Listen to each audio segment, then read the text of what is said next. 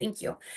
So this meeting is being recorded. It will be uploaded into Spanish on our YouTube post meeting, and we are going to get started. Want to take a moment to let folks know that if they need any support during the meeting, please reach out to Samantha Payton directly in the chat, and she will help you out. You can just pull down where it says to and then find her name, and you will be able to send her a message directly. Next slide, please. So really quickly, wanted to take a quick look at our agenda so that you can see what this is going to look like for our meeting today. We already did our intro and housekeeping. We're going to talk about why we're doing climate resiliency, and then we're going to hear from three amazing speakers who joined, well, actually four amazing speakers who are joining us today. And we'll have some time for Q&A, but if the speakers need to leave because they have to go back to their program, we will make sure to get your questions answered after the meeting. And then we will be talking about some policy priorities that we are working on at Build Up California, and then we will close the meeting. Next slide, please. And I'll try to slow down. I usually need to make sure I slow down for the translator, but I'm going to make sure I slow down. So really, I am very excited to be here. My name is Esmeralda, and I am the Partnerships and Policy Manager at Build Up California and the Low Income Investment Fund, and spend most of my time working on the Build Up California initiative. We are dedicated to equitable expansion, improvement, and sustainability of early learning and care facilities. And we want to welcome you to our October meeting and wish you all a happy Children's Environmental Health Month. Children's Environmental Health Month is based in the idea that together we will create a more equitable world for all children where they can all thrive.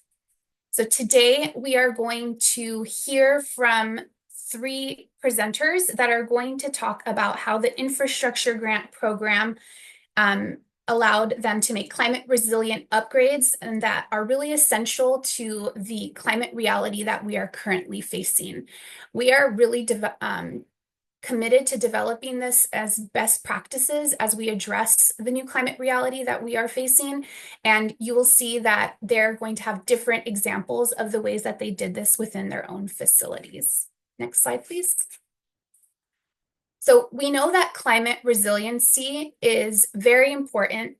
Child care facilities play an important role in providing high quality learning opportunities, strengthening children's connection to nature, and also protecting children from the effects of climate change, which are more and more prevalent. Next slide.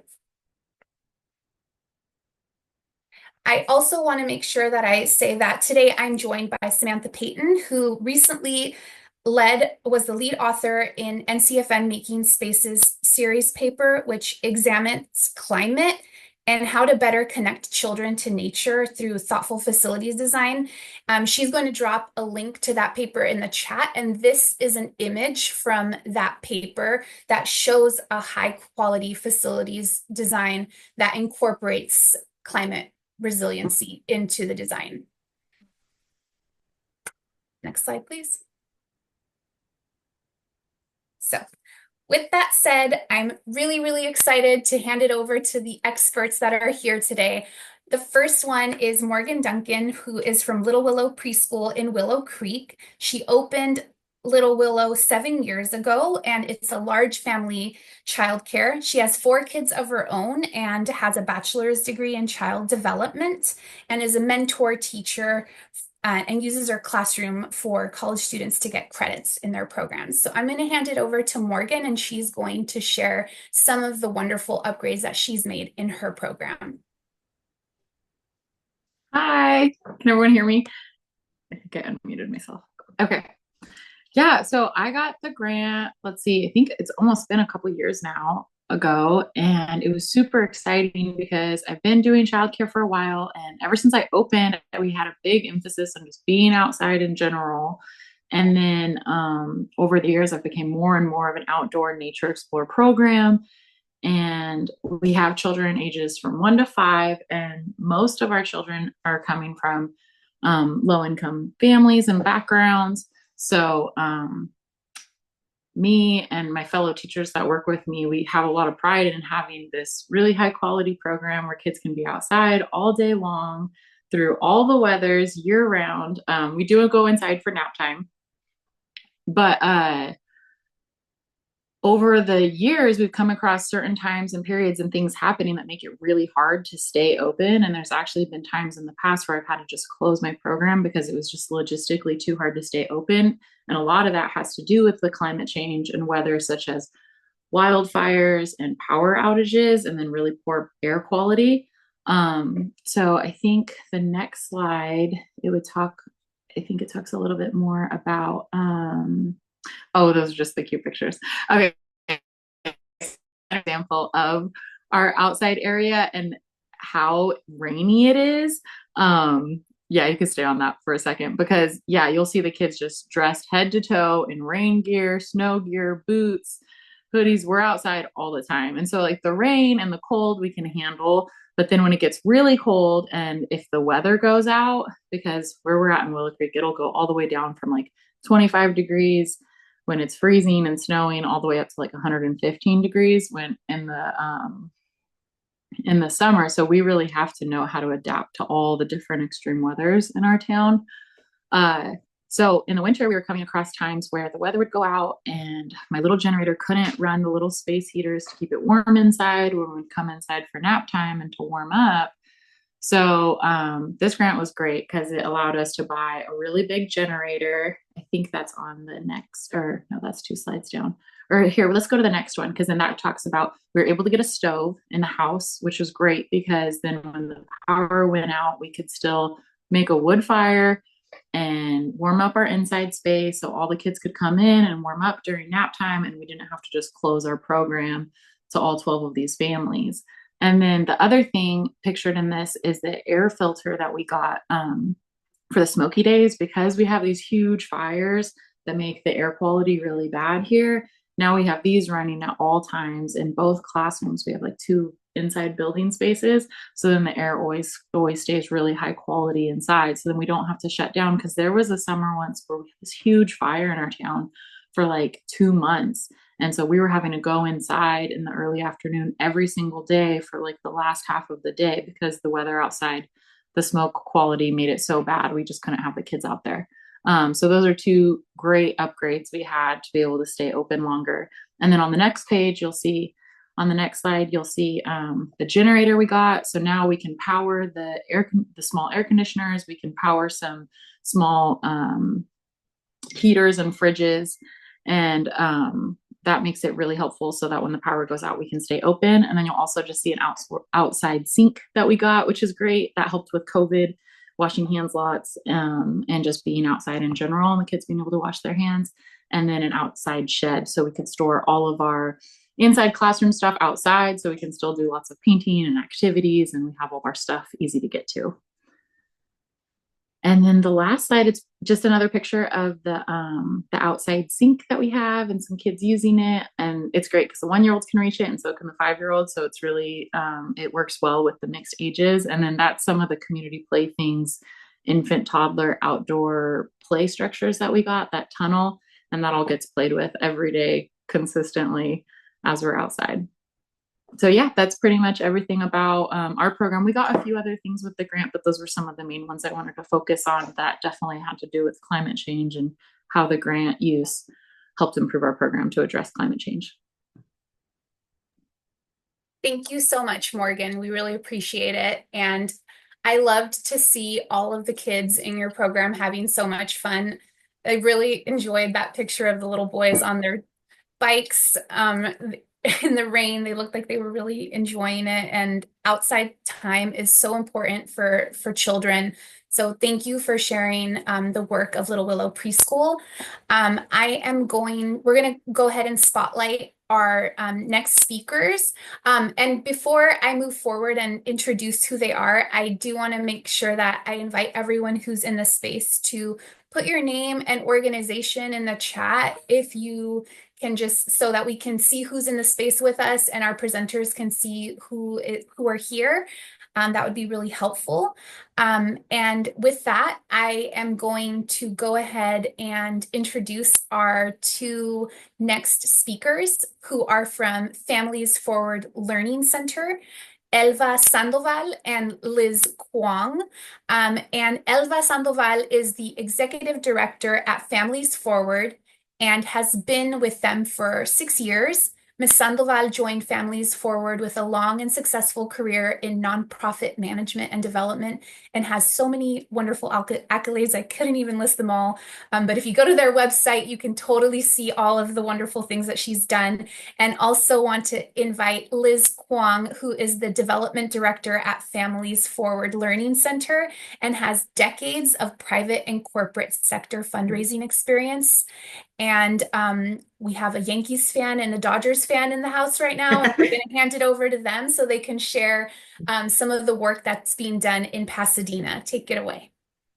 Thank you so much, Esmeralda. Thank you so much for having us and for allowing us to share the wonderful things that we were able to do with your support. So without further ado, we're Families Forward Learning Center. We actually were founded in 1961 as a Mothers Club Family Learning Center here in Pasadena. And we had some really humble beginnings. As it began as a Mothers Club, it was really created so that mothers that felt isolated, whether because they had husbands that were incarcerated or in the military, they were able to come together and build that support network for one another. And these were all women who had small children, and it just started, out of a Quaker church where they would support one another. And over the years, it grew and grew with, we have a very close partnership with Pacific Oaks College nearby, and that is who helped us begin our preschool program.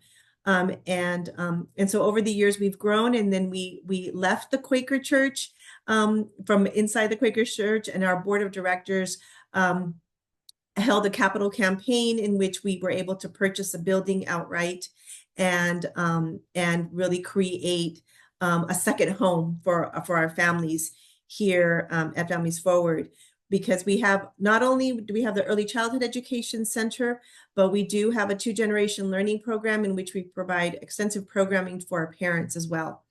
And so as far as our early childhood education program, we serve 114 children. We have an infant room, a toddler room, a room for our 2-year-olds, and then 2 preschool classrooms. And then our other components of the organization are, as I mentioned, the 2-generation learning program, but we also have family mental health. We are fortunate enough to be able to provide mental health services on site and virtually. On site is for our children and families, but we were also able to provide mental health services to our staff after COVID. So that was something that we were really happy to be able to do. And again, our program is very much, Reggio Emilia inspired, for those that are familiar with that approach, and outdoor play, and a lot of the things that you showed in terms of the outdoors and what's important, like the trees and the shaded area, and I was happy to see the mud kitchen. We have a mud kitchen even in the infant yard and as well as in the preschool yard. So, and the kids spend a lot of time there. So I'm going to pass it on to Liz to share with you specifically how this grant was able to support us and help us with a lot of the infrastructure. If you can go to not the next slide, but the slide after that, not that one, the next one, that would be great. One of the ways we were able to use the grant was to help safety measures in our preschool play yard. As Elva said, they're outside a lot. And if you look at before, they used to climb up the steps, and especially the 2-year-olds would fall off the side. And then also there's the little ramp behind where they would fall through the slots, even the 3 and the 4-year-olds would. So we were able to buy railing grates to cover that, to save them from falling off the steps. And also we took out the whole metal part climbing up to the slide area, and we put boarded slats. And so the kids can climb up that. We were also able to, all our plexi tubes and see-through areas, they were all scratched up so that now they can see each other and they have so much fun doing that. If you can go to the next slide, that would be great. We were also able to, back in when they first built it, the area that before it used to be used more, but then we couldn't use the water fountain after COVID. There was another whole rock area with a pump, which we're not allowed to use for licensing anymore. So that area was just not being used. So we were able to create a garden, which is wonderful for the environment and also wonderful for our children. In this garden area, they set up yoga, they set up soccer ball nets. This one has the picture of the trampoline in it, and it's just wonderful. And it's a nice shaded area where they can be outside. If you can go to the next slide, that would be great. We have two play yards. We have the infants and toddler, and then we also have the preschool, which you saw. In the infants and toddlers, the ground cover is that soft, made out of all the ground up tires. And it was chunked and it was falling apart and cracking. So we were able to replace that. We were also able to replace our awnings, which were ripped and torn after 15 years. And again, that brings shade to the kids in the area. And tree trimming, we have wonderful, beautiful trees, but if we don't take care of them, they're not going to stay around long enough. So we were able to do some extensive tree trimming, which hadn't been done for a long time. And then if you could go to the next slide. We also, the lighting in especially our offices and the classrooms was falling apart. It wasn't working. We couldn't find replacement light bulbs. So we were able to replace lighting throughout the whole building. And it's all the extra energy lighting. We were also able to light our parking lot, which is important when Elva and I work late at night.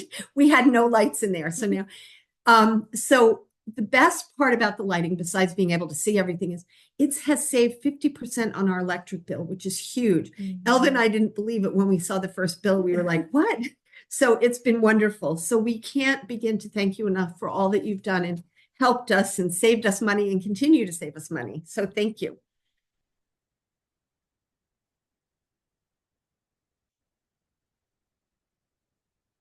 Just some cute pictures. Thank you so much. I loved seeing all of those spaces.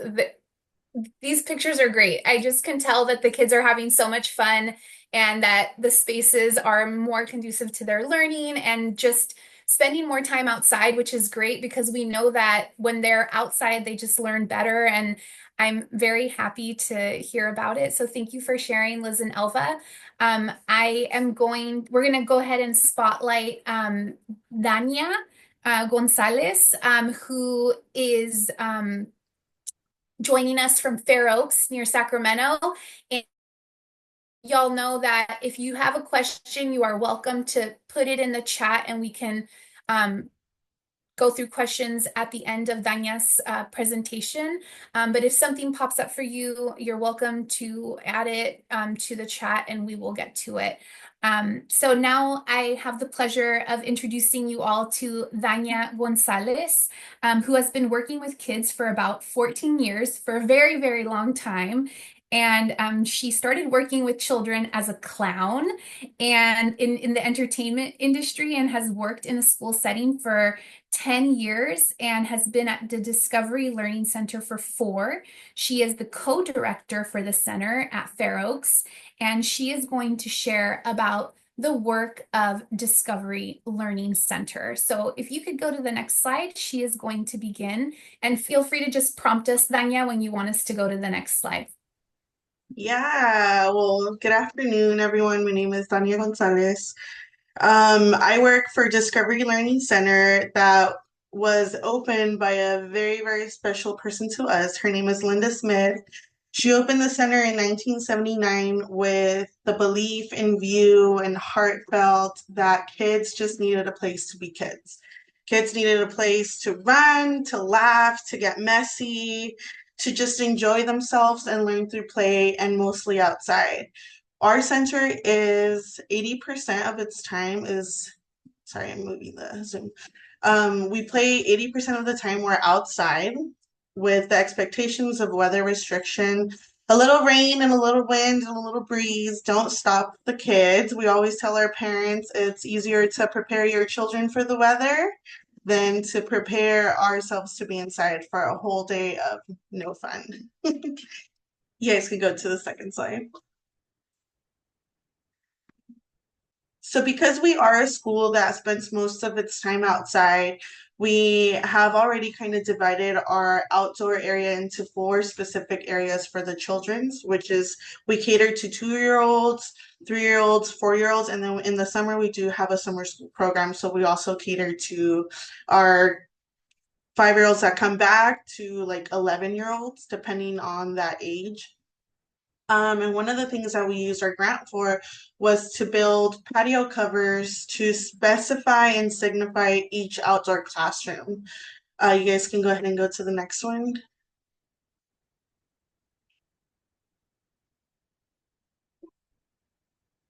So these are 2 of our spaces. You can see the 2-year-olds and the 3-year-olds. And what these patio covers have done for us, it has definitely improved the kids being outside in a safe space where they can just worry about playing and not have to worry about being too hot or having to get sunburned or being rained on 24/7. The patio covers are so amazing, not just for the weather, but it also provides different things for our teachers to use the beams. We use them for swings, we use them to hang artwork. Some teachers have even decided to add shades to their patio to create a more shaded space for the children.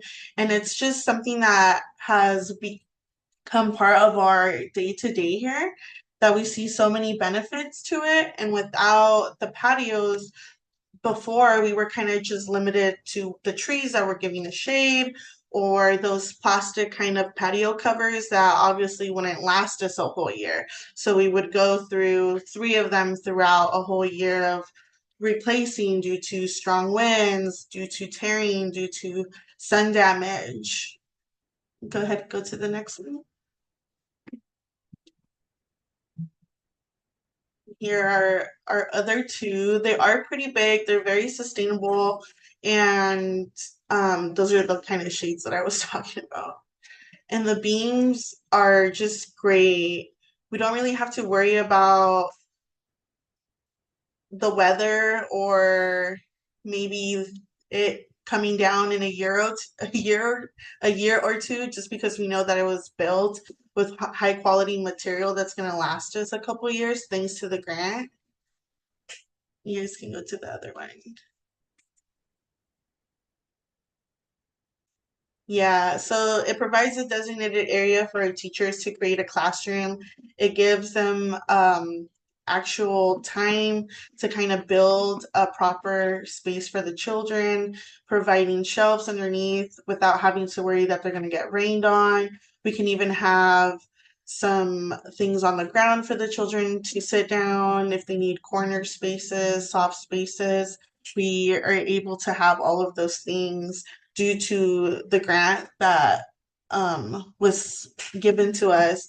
When it comes to like economic stability, using the grant instead of us having to spend our funds has really given us the outlet to be able to provide other things for our children that they might need as well throughout the year, like pencils, art supplies, giving our teachers small amounts of money for their classroom also to use within their spaces.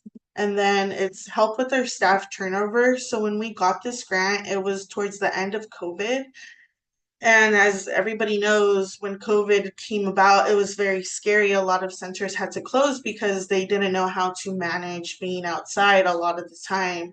Thankfully, when we were done building our patio covers, the COVID kind of guidelines had lifted. But with that having in place and letting parents know that this was our plan, it gave a lot of our parents that little hope that their children can come to our school and still feel or have some bit of a normality.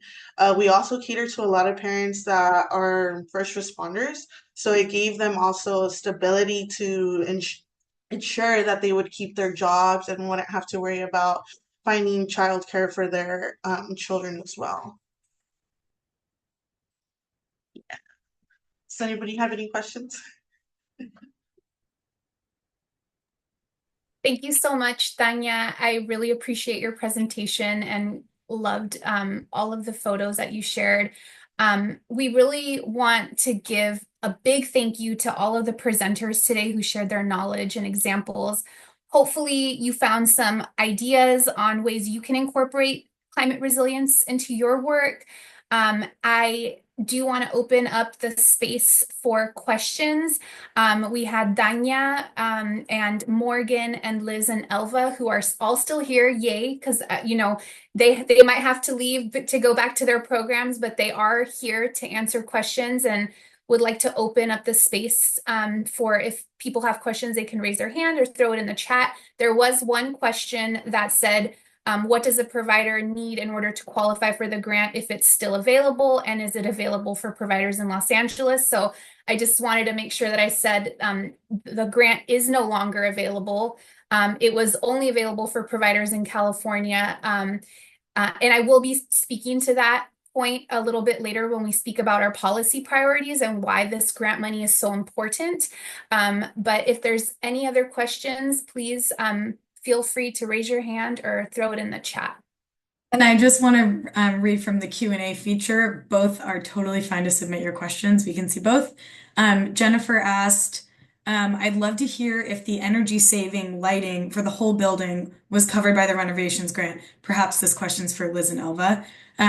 The question says, we understood that office spaces could not be included in the remodel, but I'd love to hear how you went about changing the lighting for your building.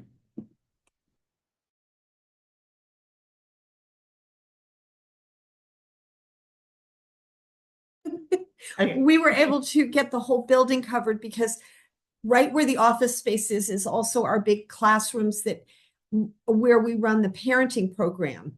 And that's a big part of our 2-generation program. We have a lot of parenting classes in there. So we spoke with everybody. We went over the layout, and the electrician explained that we could not do one part and not the other. So, and the office part is very small out of our whole center. So that's how we were able to do it. And it mostly was for the classrooms and for the parent classroom. We just got the lucky part so that we could get a little bit of it too.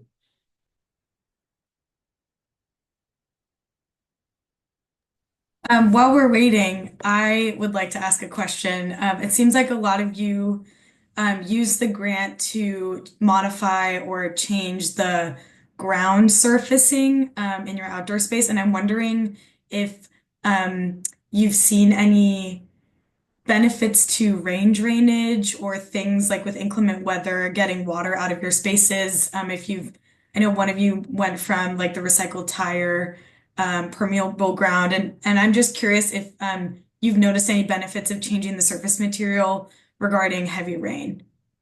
The surface material in the infants area, they built in some drainage with it. So, and the way it's sloped and everything, yes, it was able to get, because there's a big drain at the end of the play yard. So it's stopped a lot of the seepage of the rain that was puddling in the area. So it helped tremendously. And also in our garden, they put a layer down of something and then put the grass on top of it so that it doesn't stay wet. So it dries. And it's technical and I don't understand it. Sorry. Yeah, for us, I know that one of the specific patio covers that we have for the 3-year-olds, because of the patio and the way that it's sloped, when it rains, obviously the rain kind of droops down on both sides. What that teacher did is they added a garden to the area that was dripping down. So now all of that rain directly falls into that. And we do already have sand. So if it doesn't fall into the garden, it directly goes into the sand, and it provides the kids with like this outlet of being able to dig. Very cool.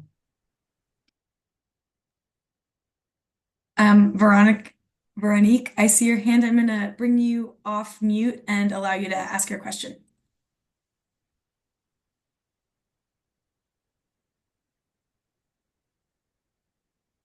I think you might have to. There we go. Yes, I unmute now. Mm-hmm.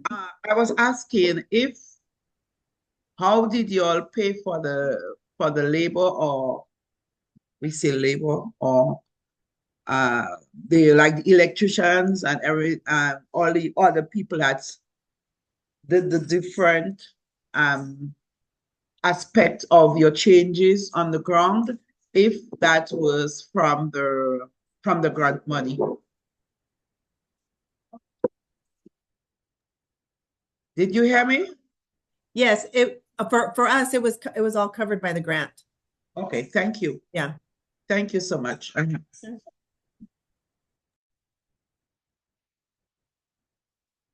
I don't know, see. Danya and Morgan. I think it was also covered by the grant, but please correct me if there was other funding that you all received that you want to speak to.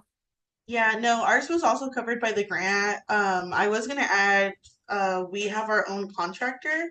We do have to go per state licensing, and they came and kind of inspectioned everything. But other than that, everything was covered by the grant. Awesome. Yeah, yeah, and I had two projects that had contractors, and so I hired one contractor to do both of them. So he installed the wood stove and the safety fence around it, and then I wrote him a check for that. And then he built, I didn't mention it during mine, but I did also get a wooden fence installed in part of my yard to replace a really cheesy, flimsy fence that was there before. And then so that was another project he did, and then I wrote him a check for that. And then everything else I just purchased and installed myself because it was mainly just putting it in place. And then the outdoor sink, it did have to be installed, but my ex-husband installed it for free. Wonderful. I think this relates to a question that Hope just put in our Q&A that says, how did you approach the design and planning of your projects? Did you hire an architect, or did the contractors provide recommendations, or did you plan the improvements yourself? And I'll tack onto this question. I think Hope might be getting at, like, did you ask for everything in your center to be resilient to climate change and eco-friendly, or was that something that your contracting team included in your designs? So I know that oh, go ahead. No, you could. Okay, I know that for our patios, our contractor and us worked very close together to come up with something sustainable that was going to work for each individual yard because they're very different. Our contractor was great at giving us advice when it came to climate. I know that we have a patio that's closer to the road, and he had suggested to making the beams higher. So instead of the rain going into the road, it was coming back into our yard and providing the kids with more of like that wet, sandy, muddy play when it rained. So that was a great thing. He also gave us like ideas on what we could put on the beams. He actually added shelving that the teachers use day to day for supplies like paints, art materials, and they added these shelves that are connected to the beams for the kids to have their rain boots or cold gear without having it wet on the ground. We used a number of different contractors, and most of them were with us when the building was first built. So they knew that's what we were looking for. We've always wanted it to be, very user-friendly, very conservative, very climate controlled. The only vendor that was new was when we put in the garden and we put in the grass. And so they helped us the best way to do it, the best materials to use.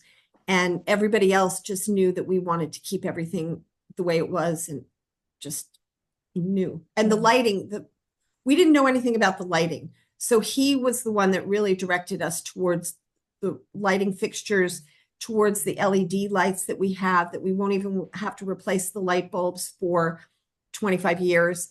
He was the one that, when we turned to him, we always have to, for our board of directors, we always have to get 3 estimates, which we had to do for the grant also. But this lighting electrician, he was great, and he really guided us, and we used all his input. Yeah, and I just want to mention that we were fortunate enough to have a landscape architect that specialized in early childhood education, and that helped in the construction and the design of the outdoor area, and parts of the indoor, but mostly like the outdoor area. And so she actually came back and was happy to be able to come back after so many years and actually recommended many of the contractors that we ended up using, because she knew that they were knowledgeable about early child care centers and just and licensing and what, what would be allowed and what wouldn't be allowed, and what would work best, especially in terms of knowing all about the different trees and flowers and bushes. So that was really helpful too. Thank you. I think we have a couple hands in the chat. Karen, we can unmute you and you can ask your question. It looks like you're unmuted. Go ahead. Hi, I got 3 of the grants, and I did a very large outdoor classroom, and I'm about to present in November for the Sequel conference, and I'm working on my PowerPoint as we speak, so I'm interested. So first question is if I could use any of the photos from your presentations for my presentation of your outdoor classrooms. I'm looking at good examples, so if anybody's willing to let me do that, I can put my email in the chat, or maybe you can tell me. Secondly, we are in the process of remodeling our infant toddler playground. I know there's no funding right now, but we have a private foundation who's going to give us about $50,000, and then we're trying for some other funding through local organizations. And I'm grappling with what's the best environment for the infant toddlers. We have a structure which we're tearing down because it's 10 years old or even more older than that, and I want more of a nature thing. So can you tell me again what your surface was for the infant toddlers, and then any other ideas for me for infant toddlers for remodeling a playground? The surface is a compound that they make from all ground rubber. I would be happy to take your email and I'll send you the vendor that we used. Okay, that would be great. Thank you. And we also, the kids love playing on that and they can ride the bikes on that. But sand, I would say sand. They love sand. We also put in a bunch of fresh new sand with the we're doing a below ground sandbox, so we already have that in. Yeah. And some turf, and we're just refurbishing our shade structure because it can be used. We're just going to put new sails and things on it. But I'm trying to think of the best. I get the sand, and I'm going to look into what the other stuff you just talked about, the rubber. But I want them to be able to crawl out of their classroom and just be in the classroom and being able to really be in nature. We're putting in trees also. But we're at an elementary school, which is very unusual, a public elementary school. And we have an infant toddler preschool and then a school age program on site at an elementary school. So we don't have a lot of outdoor space that we can use because the elementary school uses it for this age group. For our older preschool, our outdoor classroom is quite large on the other side of the building, but the infant toddler space is pretty small because we're only licensed for 15. Any kind of play structures you can think of for infant toddlers? I saw that. I saw the Creative Playthings tunnel that you had in one of the pictures, and I'll look at that. We have a lot of community playthings, mud kitchens and all that stuff already. But any other ideas would be great. Our infant toddlers have a mud kitchen and they love it. Yeah, we have that too. It's great. Sorry. I was just going to say, would it be okay with the presenters for Karen to use your photos if we send usually a copy of the slides to everyone who attends our meetings, but would it be okay for her to use your photos as good examples in her presentation that she's going to be doing? Yeah, that's fine with me. Is that cool? Yes, All right. that's fine. Go for it, Morgan. It's for Sequel, and it's in November in Oakland, if anybody wants to come. Nice. Karen, I walked out to one of my yards that I was just going to suggest. I have a few things that are just not very expensive that get used daily with lots of infant toddlers and older kids too. Okay, so one is like a mountain. So you can see how it kind of slopes up, right? And so like, I don't know, it's 3 or 4 feet at the peak. But basically we just used an excavator and shoved all the grass from around here and dirt and made a big pile, sprinkled a bunch of grass seed on it, and now it's a big mountain. And so the kids have like kind of carved in a trail up and down it. We put the tunnel up top sometimes we move it there, sometimes we'll put it down on the ground. That's our circle time area. Super easy, just benches from community playthings. That's an oak tree. I put a swing in, and then that was like $20 on Amazon. And then I did get wood chips all filled in here from the grant. It's actually time to refill that. I just ordered more wood chips. And then there's another swing that fits like 3 or 4 infant toddlers at a time. And then the last thing I was going to show, but you said you already had a sandbox. Oh, and then that's just a big wood slab that I got from a mill that they were going to throw out. And I dragged it here and put it up there. And It then was great. this is the sandbox. Yeah. And I covered it with a canopy so they can play in it when it's raining and they can play in it when it's really hot. And then we just make sure we cover it with a tarp at night. Otherwise, the cat's pooping it. And then there's an old tire my dad tracked down one day from like a tractor yard. He's like, "You need an old tire?" And I was like, "Yes." And then I put a board on it for the ramp. And then that's the fence that the grant installed for us. All right. Looks great. Thank you. Uh-huh.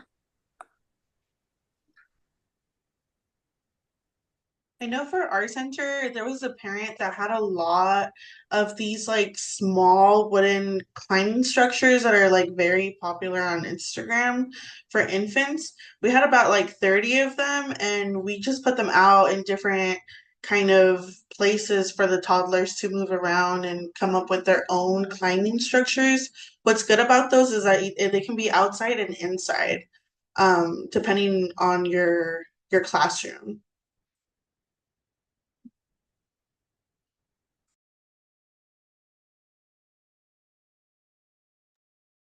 I see in the chat that Vanessa added that corking is a great replacement for other than tire rubber. So that's another idea that I wanted to make sure I said out loud. I don't know if Veronique has another question, but I see her hand. So I'm going to see if you want to unmute Veronique.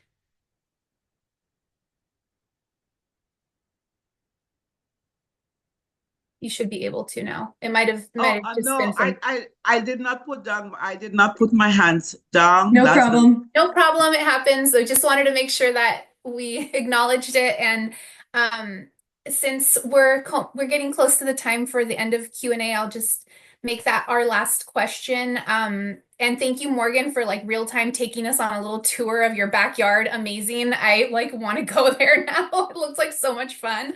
I want to make sure that we just go to our next slide really quickly. Oh, I see one more hand. So we can do one more question maybe. Ramesh Gord, you can unmute now and ask your question.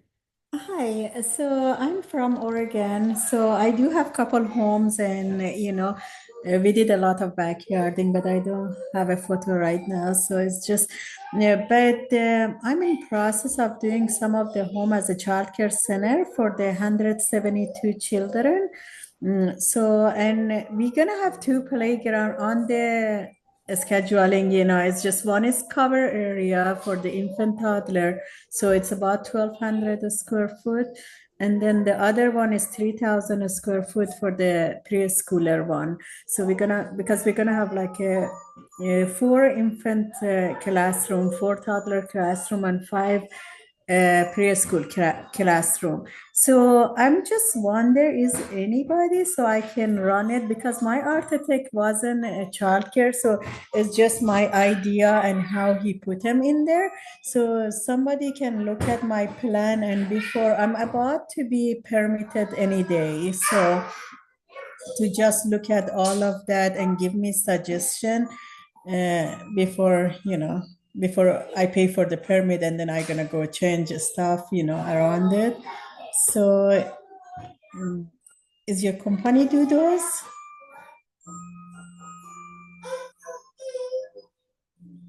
Would you be able to drop your email in the chat and we can get back to you, Ramesh?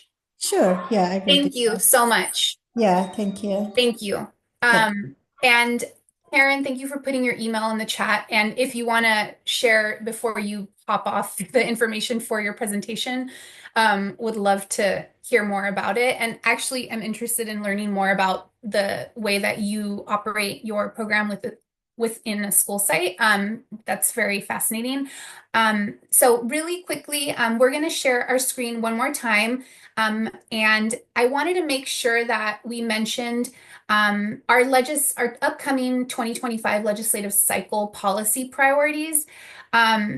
It's as we look to the next legislative cycle, we know that the infrastructure grant program has helped so many providers and yet has only scratched the surface of how many people we've been able to help. Over $1 billion was requested for this program.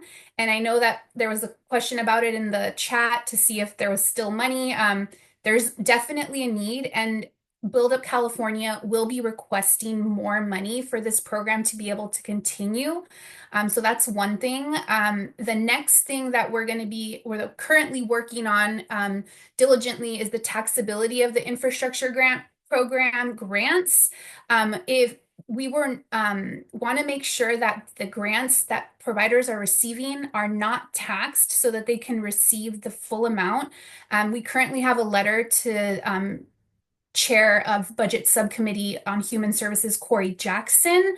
And we're collecting support for this letter. So if you want to sign on and say that you support not taxing these grants, you're welcome to put your name in the chat. You can also email me. I'll put my name in the chat. And really quick goodbye to Danya. Thank you so much for joining us. I know that this is your break and you're using your break, so enjoy.